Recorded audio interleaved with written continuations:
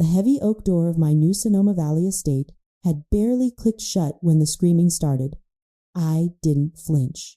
I stood in the foyer of the historic property I purchased, watching my Aunt Marian and Uncle Silas turn purple with rage.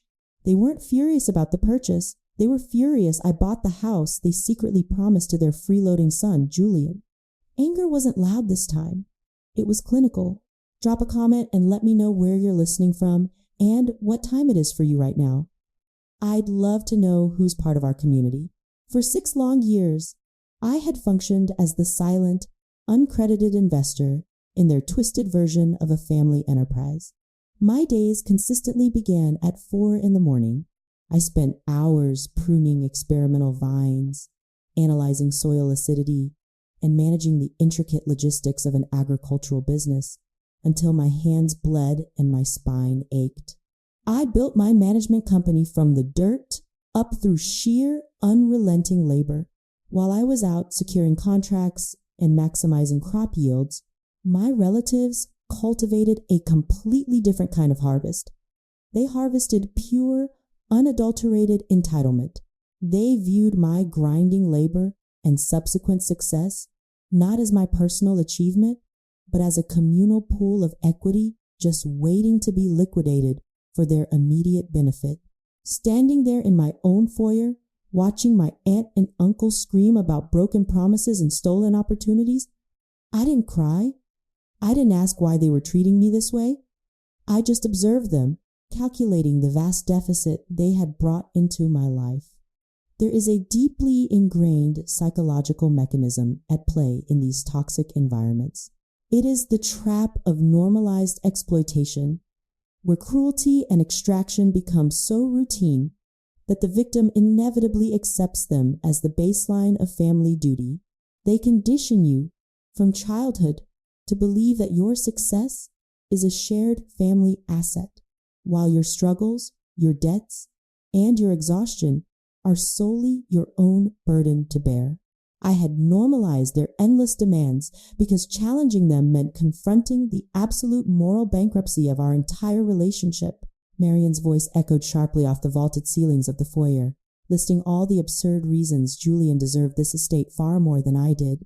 Julian, a man who hadn't held a steady job since 2019. Julian, whose greatest life accomplishment was successfully dodging every financial and personal consequence of his adult existence. I watched Marian's mouth move, watching the spit fly from her lips, and for a long moment, I didn't throw them out. I just froze in place. This momentary paralysis wasn't weakness.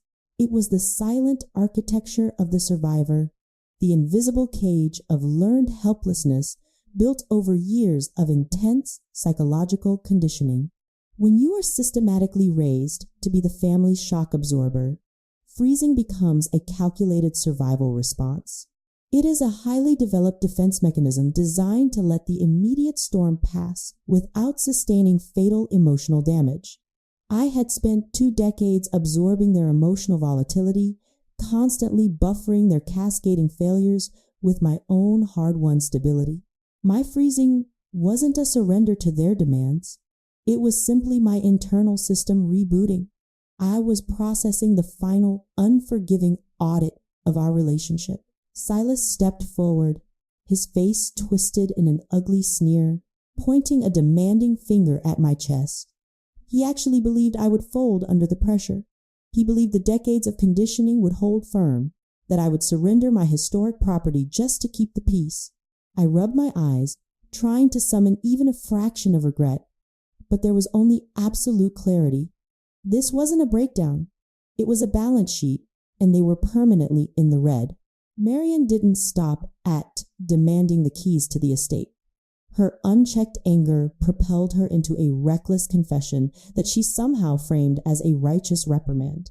She practically spat the words at me, detailing with arrogant precision how they had orchestrated a plan to move Julian, his wife Chloe, and their 2 kids into my new home to escape their impending foreclosure.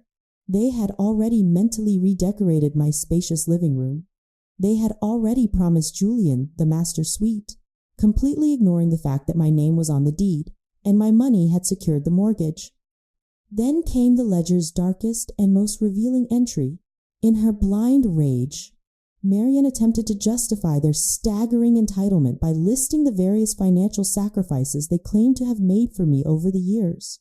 But her accounting was incredibly sloppy, and her sheer arrogance blinded her to the criminal admission she was making. As she ranted about shared family resources and unspoken obligations, the scattered pieces of my financial history snapped into sharp, undeniable focus. The endless emergency loans they had begged for over the last 6 years, the sudden manufactured crises that required my immediate financial intervention, the mysterious banking errors they desperately needed me to cover, none of it was accidental. It hadn't been a tragic series of unfortunate events. It had been a systematic, highly organized extraction of my wealth. I stood completely still, mentally tallying the hidden loans and coerced contributions they had squeezed out of me. $850,000. Over 6 years, they had methodically bled my accounts of exactly $850,000 to fund Julian's irresponsible lifestyle, while expertly presenting every request as a temporary, unavoidable family emergency. I didn't yell. I didn't demand an apology or an explanation. I just stepped back, placed my hand firmly on the heavy brass doorknob of my front door, and pulled it open wide. The sudden rush of cold Sonoma Valley air silenced their screaming for a fraction of a second. I pointed directly to the threshold. The transaction was over. My voice carried absolutely no heat, only cold, clinical finality. I told them to leave. Silas tried to bluster, puffing out his chest to reassert his fading dominance, but I didn't blink. I simply waited. The power dynamic had irrevocably shifted, and they could finally feel the ground giving way beneath their feet. Muttering bitter curses and empty threats about family loyalty, they finally crossed the threshold and marched to their car. I shut the door. I locked the deadbolt. The sharp click of the mechanism was the definitive sound of a closing account. Within 3 minutes, my phone began to vibrate against the kitchen counter. It didn't stop. It exploded with incoming messages and missed calls. Beatrice sent a barrage of texts calling me a selfish failure who was destroying the family. Warren left a pathetic voicemail begging me to surrender the house just to keep the peace. Extended relatives functioning as proxy debt collectors flooded my inbox with toxic demands. I didn't block them. I opened my laptop and began downloading every single message, cataloging the timestamp of every threat. This wasn't revenge. It was accounting. The Sonoma Regional Harvest Gala and Auction was the undisputed premier event of the agricultural season. It was also the highly publicized official celebration of Nana Rose's 85th birthday. Nana Rose, my great-grandmother and the formidable, uncompromising matriarch who had founded our family's original orchard estate, sat in a position of honor at the head table. The massive, opulent ballroom was packed to capacity with the region's absolute elite wealthy vineyard owners, prominent local politicians, and the power brokers of the California agricultural community. I arrived precisely at 7 o'clock, bypassing the red carpet photos and the superficial networking in the lobby. I was wearing a tailored black suit that felt significantly more like corporate armor than festive evening wear. I hadn't come to this gala to celebrate a birthday or bid on vintage wines. I was there to permanently close the books on my family's fraudulent enterprise. I took my assigned seat near the back of the room, silently observing the crowd. Marian, Silas, Beatrice, and Julian were already holding court near the silent auction display. They were sipping expensive, imported champagne and expertly playing the role of the perfect, prosperous family unit. They spotted me within minutes of my arrival. I saw Silas lean in and whisper something urgently to Marian. His eyes locked on me. The trap was actively being set. Midway through the evening, after the main course was cleared, the event organizer opened the floor for family toasts to honor Nana Rose. Silas immediately seized the opportunity, striding to the center of the ballroom and grabbing the microphone. The spotlight reflected off his perfectly styled hair, as he started with flowery, exaggerated praise for Nana Rose, expertly securing the audience's goodwill and attention. Then, right on cue, he pivoted his narrative. He deliberately weaponized the crowd, using the elite audience as a captive proxy jury to force my compliance. He began to weave a manipulative tale of family unity and shared sacrifice, slowly turning the spotlight's focus directly onto me. He spoke with fake sorrow about the struggles of the younger generation, about Julian's recent financial hardships, and about the absolute moral imperative of those with resources stepping up to help their own blood. Then he dropped the polite pretense entirely. In front of 300 influential guests, Silas publicly shamed me.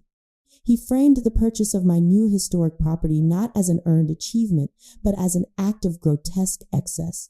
He painted me as a hoarder of family wealth, who was heartlessly refusing to house her struggling brother, effectively trying to force a deed surrender through public social coercion. The ballroom went dead silent. Hundreds of judging eyes turned toward my table. Silas expected me to crumble. He expected me to flush with intense embarrassment, to lower my head in shame, and to succumb to the overwhelming social pressure he had just engineered. I didn't flush. I calmly placed my linen napkin on the table, picked up the thick leather folder resting on my lap, and stood up. I walked toward the stage with measured, deliberate steps. I wasn't a victim walking to the chopping block. I was an auditor walking to the podium. I walked up the short flight of stairs to the stage and took the microphone directly from Silas's hand. He tried to hold on to it for a fraction of a second, his knuckles whitening with the effort, but my grip was absolute and unyielding. I turned my back on him and faced the silent, expectant ballroom. My voice, when it finally echoed through the high-end speaker system, was completely devoid of sadness or panic. It was pure ice and clinical precision. I politely thanked Silas for his deeply moving words about family responsibility and financial transparency. Then I unclasped the leather folder I had brought with me. I didn't deal in vague, emotional accusations or tearful pleas. I dealt exclusively in hard data.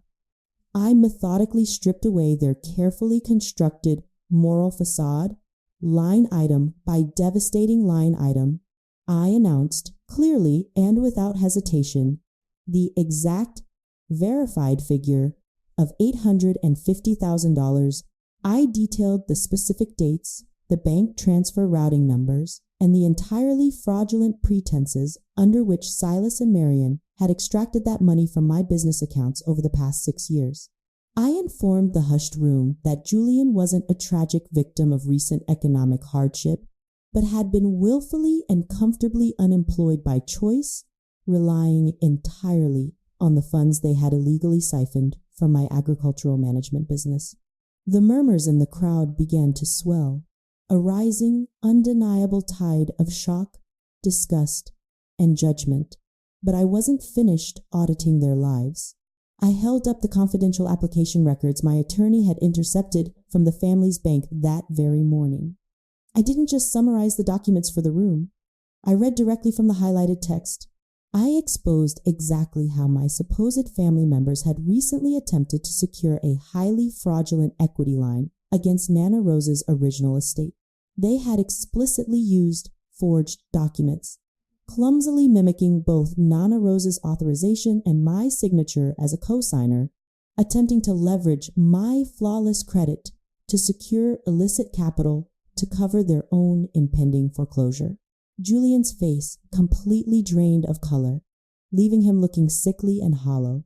Marion tried to interrupt the presentation, her voice shrill and panicked, loudly claiming I was lying, that I was mentally unstable and confused.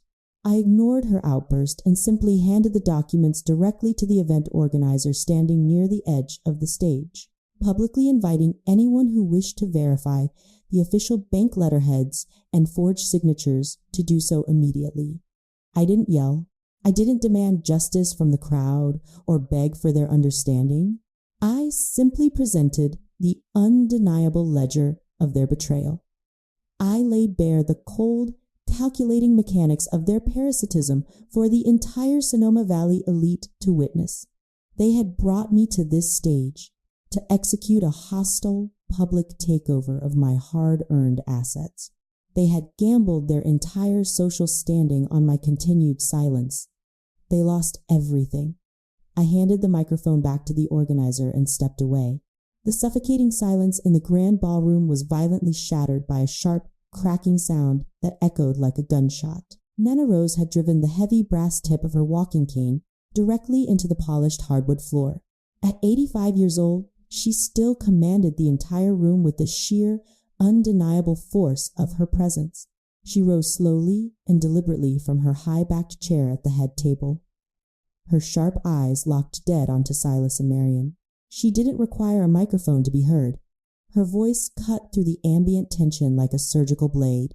She immediately addressed the anatomy of manufactured guilt, exposing exactly how toxic family factions weaponize the core concept of loyalty to enforce absolute submission, turning the most capable and independent members into perpetual scapegoats while aggressively protecting the most parasitic. She clinically dismantled their entire operational model in a few sharp sentences, making it abundantly clear to everyone present that she saw exactly how they had engineered a complex system of false obligation to mask their ongoing financial theft. Nana Rose then signaled to her personal attorney, who had been waiting quietly at the back of the room. He stepped forward briskly, carrying a locked leather briefcase. Nana Rose announced, with ruthless and terrifying clarity, that she had witnessed enough of this pathetic charade. She publicly and officially disowned Silas, Marion, and Julian right then and there, permanently stripping them of their titles, their allowances, and their standing within the family hierarchy. Then, she delivered the final, fatal blow to their lifelong ambitions.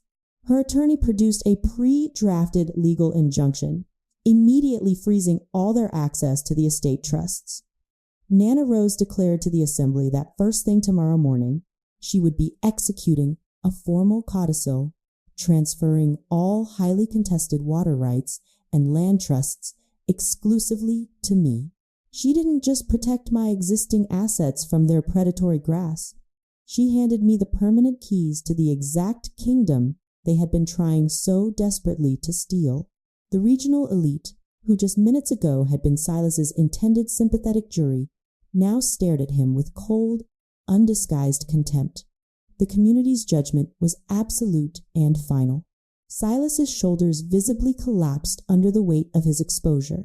The manufactured superiority he had worn like a tailored suit completely dissolved, leaving only the pathetic, shrinking reality of a failed con artist. Marion grabbed Julian's arm, her face a rigid mask of panicked humiliation and defeat. Without another word, the three of them turned and hurried toward the exit, fleeing in utter disgrace under the crushing weight of hundreds of cold stares. My ledger was finally balanced. The financial and social fallout was swift, clinical, and completely unsentimental. Permanently stripped of their unauthorized access to my business bank accounts and legally severed from Nana Rose's extensive trusts, the harsh financial reality they had spent years dodging finally caught up with them. Julian and Chloe were abruptly forced to abandon their lifelong delusions of grandeur. They downsized into a modest, cramped apartment on the industrial outskirts of the county, settling into exactly the kind of restricted life they had tried to steal my property to avoid. The family gravy train had permanently derailed, and the impact shattered their remaining unity. As the crushing financial pressure mounted month after month, the family dynamics fractured beyond repair. Julian took a real job, clocking in for hourly wages and manual labor in a reality he had long fought beneath his manufactured status. The toxic entitlement they had previously worn as an unquestionable birthright was entirely replaced by the grinding, daily mechanics of actual survival. They were finally paying their own bills without using my signature to do it. As for me, I didn't look back or entertain a single moment of guilt.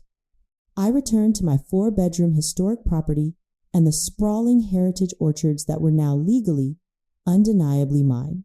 I found my profound peace in the reliable rhythm of the agricultural seasons. I spent my days restoring the old, neglected vines and strategically expanding the management business without the constant, draining presence of financial leeches depleting my resources. The absolute silence of the orchard quickly became my greatest sanctuary, a quiet testament to the empire I had salvaged from their greed. There is a profound, almost architectural shift in your psyche that happens when you finally stop funding your own ongoing exploitation. I've come to realize that cutting toxic ties isn't a betrayal of family. It is the ultimate, necessary defense of your own humanity. We are relentlessly conditioned by society to believe that shared blood is an unbreakable, sacred contract, effectively serving as a mandatory subscription to lifelong suffering and extraction. But shared biology is not, and never will be, a valid excuse for abuse. Breaking generational cycles of parasitism requires a cold, hard, analytical look at the absolute balance sheet of your personal relationships. It requires the unflinching willingness to accept that some debts will never be repaid, that some investments will always yield a negative return, and that the only way to truly win the game is to close the account completely. I had spent years pouring my exhausting labor, my hard-earned finances, and my fading sanity into a bottomless, ungrateful pit of their entitlement. I thought I was earning my rightful place at the table. I was only actively subsidizing my own destruction. Forgiveness isn't always a gift you give to the other person. Sometimes it's the only clinical way to set yourself free from their ledger. I didn't forgive them by foolishly welcoming them back into my life or extending another loan. I forgave them by permanently letting go of the exhausting expectation that they would ever change or take accountability. I cleanly released the desperate need for their approval and, in doing so, fully reclaimed my sovereign roots. The vines I tend now grow strong, resilient, and deeply rooted because the soil around them is no longer poisoned. What would you have done if you stood where I stood? Would you have sacrificed your home for the sake of peace, or held your ground? Drop your thoughts in the comments below, and if this story resonated with your soul, make sure to like and subscribe so we can keep building this space together. Thank you for watching until the end.